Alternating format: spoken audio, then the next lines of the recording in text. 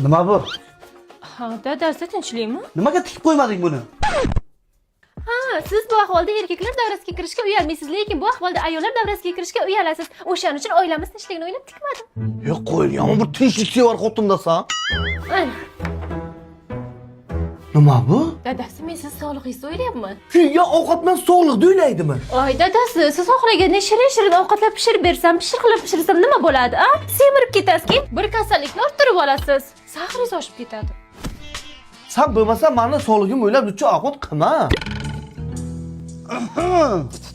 Sen yomon so'ramasdan tez-tez o'rankka ketadigan odat chiqarding, a? Dadasi, men oilamiz uchun qilyapman. Ha, bu ham oilamiz uchun, ha? Men uyda har kuni o'tirsam, zerikkanimni nima qilaman? Sizni tergashni boshlayman. Qayerdasiz, nima qilyapsiz, qachon kelibsiz? Keyin nima bo'ladi? Urush chiqmasligi uchun shunaqa qildim. Sen shu zamonga kerakli odamsan, ey. Yomon bir tinchliksevar xotinsan. Qo'shni? Ya, o siz bunaqa odam emasdi, qanday bunaqa ahvolga kelib qoldingiz? Kelinizda qo'liga pazanda ovqatlarni pishirib berib, semirtirib yubordi, shirinlik pishirib berib, sahrimni ko'tarib yubordi. Uyga ket, onangni ko'rib ket desam, ketmaydi, uyda o'tirib asabni buzadi, mana ichib, mana shu ahvolga tushdi. Newtonning yangi qonuni. Ayolimni kamchiligi bor deb xafa bo'lmang. U sizni sog'lig'ingizni o'ylab qolibdi. Kecha kunduz seni o'ylab, seni